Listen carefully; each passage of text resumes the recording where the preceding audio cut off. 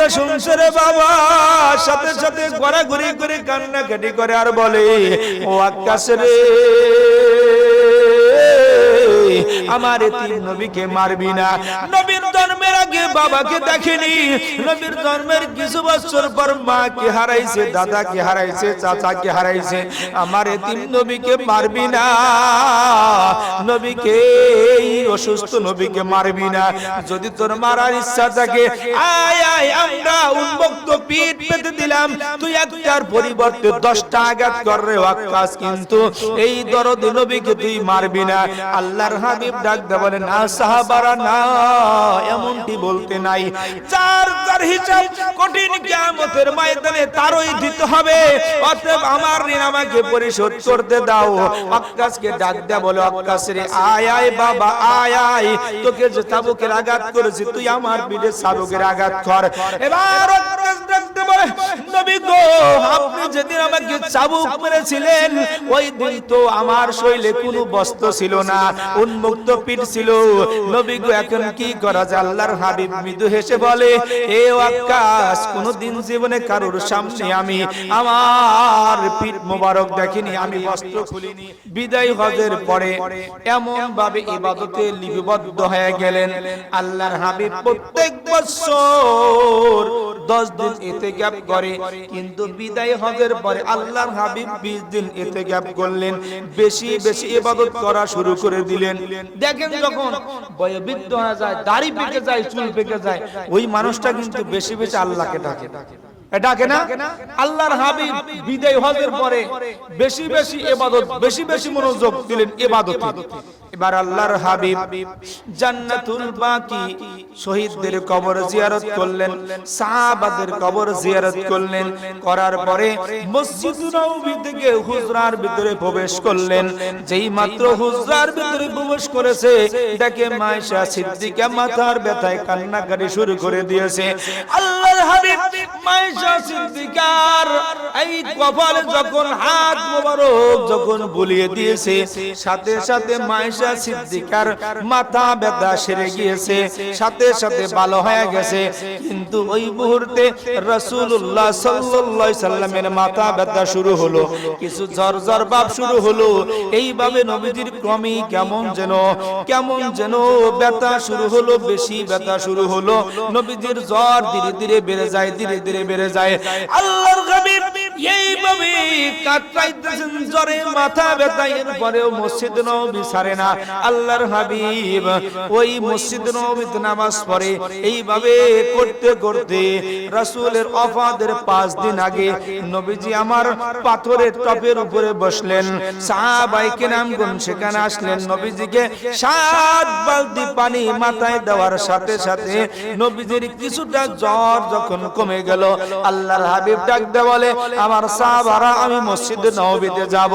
আল্লাহর হাবিবকে হযরত আব্বাস রাদিয়াল্লাহু তাআলা আনহু, হযরত আলী রাদিয়াল্লাহু তাআলা আনহু কাঁধে ভর করে যখন মসজিদ নববীতে নিয়ে গেলেন, আল্লাহর হাবিব এইভাবে মসজিদ নববীতে নামাজ আদায় করার পরে সাহাবায়ে কেরামকে ডাক দিয়া নবীজি বয়ান রাখতেছেন আর বলতেছেন, ওগো আমার সাহাবারা,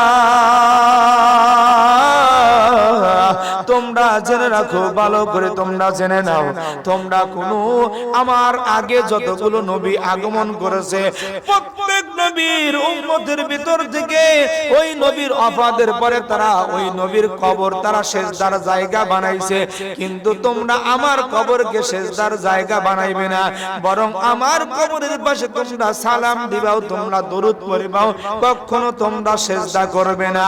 জেনে রাখো, যারা নবীদের কবরে সেজদা করবে আল্লাহ তাআলার লানত তাদের উপরে পড়বে, আল্লাহ রব্বুল আলামিনের লানত তাদের উপরে পড়বে, গজব তাদের উপরে পড়বে। এরপরে আল্লাহর হাবিব ডাক দেয়া বলে, সাহাবারা রে, আল্লাহ রব্বুল আলামিন তার এক বান্দাকে 2টা এখতিয়ার দিয়েছেন। তার ওই বান্দা যদি এই দুনিয়াতে থাকতে চায়, যতদিন ইচ্ছা থাকতে পারবে। তার বান্দা যদি তার আল্লাহর সান্নিধ্যে যেতে চায়, যেতে পারবে। কিন্তু ওই বান্দা আল্লাহর সান্নিধ্যে যাওয়াটাই স্বীকারোক্তি করেছে। এই কথা শোনার সাথে সাথে বিচক্ষণ হযরত আবু বকর সিদ্দিক রাদিয়াল্লাহু তাআলা আনহু সাথে সাথে ফোঁপায় ফোঁপায় কান্নাকারি শুরু করে দিয়েছে আর ডাক দেয়া বলে নবী গো আমার মা বাবা আমার জানমাল সব আপনার জন্য কুরবান হোক। আল্লাহর হাবিব এবার আবু বকরকে বুঝানো শুরু করে দিয়েছেন। যখন আবু বকরকে বুঝাইলো তখন কিছুটা হালকা হলো। আল্লাহর হাবিব এবার ডাক দেয়া বলে আমার সাহাবারা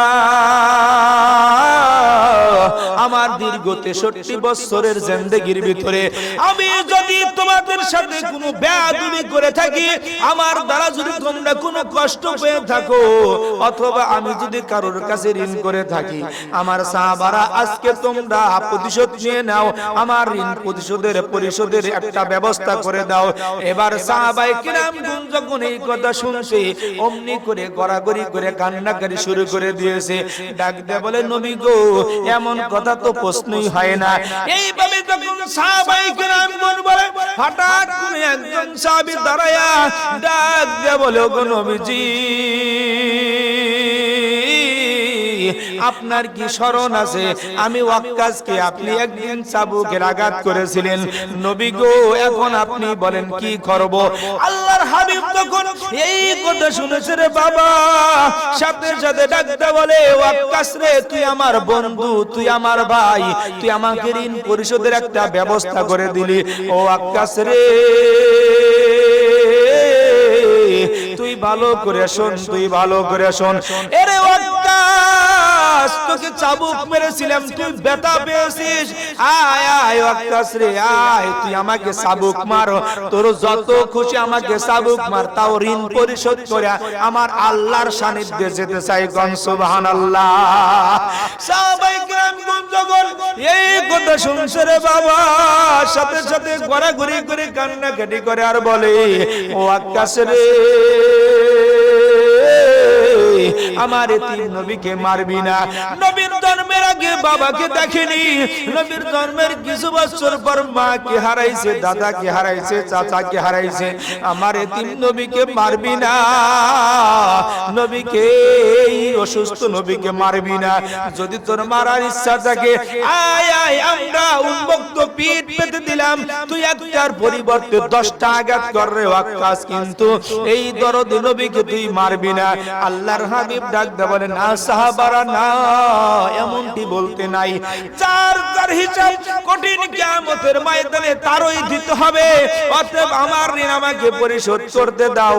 ওয়াক্কাসকে ডাক দে বলে ওয়াক্কাস রে আয় আয় বাবা আয় আয়, তোকে যে চাবুকের আঘাত করেছি তুই আমার পিঠে চাবুকের আঘাত কর। এবার ওয়াক্কাস ডাক দে বলে নবী গো আপনি যেদিন আমাকে চাবুক মেরেছিলেন ওই দিন তো আমার শরীরে কোনো বস্ত্র ছিল না, উন্মুক্ত পিঠ ছিল, নবী গো এখন কি করা যায়? আল্লাহর হাবিব মৃদু হেসে বলে এ ওয়াক্কাস কোনদিন জীবনে কারোর সামনে আমি আমার পিঠ মোবারক দেখিনি, আমি বস্ত্র খুলিনি, কাপড় খুলিনি, আজকে ঋণ পরিশোধের জন্য হলেও আজকে আমি উন্মুক্ত পিঠ তোর জন্য পেতে দেব। নবীজি আমার আড়াল হলেন, আড়াল থেকে ওয়াক্কাসকে ডাকে।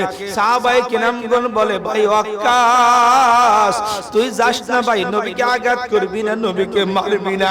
এইভাবে যখন ওয়াক্কাসকে বলে ওয়াক্কাস চাবুকটা হাতে নিয়ে নবীজির নিকটে যখন গেছে, নবীজি আমার উন্মুক্ত পিঠ পেতে দিয়ে বলে তোকে যতগুলো আঘাত করেছি রে ওয়াক্কাস, আজ তুই তোর মনের খুশি মতো যত ইচ্ছা আমার পিঠে তুই চাবুক মার। এবার ওয়াক্কাস চাবুকটা ফেলে দিয়া নবীজির মোহরে নবুয়তের উপরে গাড়ের উপরে চুম্বন করে নবীজির পা মোবারক ধরে কান্নাকাটি শুরু করে দিয়ে বলে নবী গো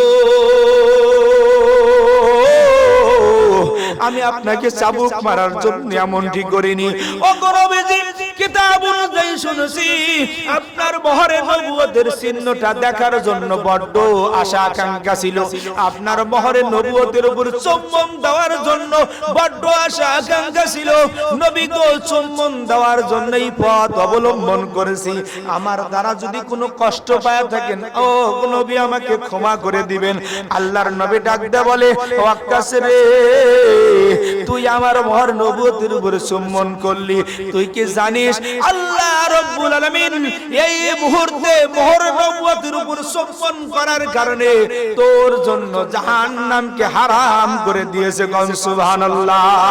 এই কি ওয়াক্কাস তুই কি জানিস তোর রব্বুল আলামিন আজকে থেকে জান্নাত তোর জন্য বাজেট করে দিয়েছে। কোন সুবহানাল্লাহ।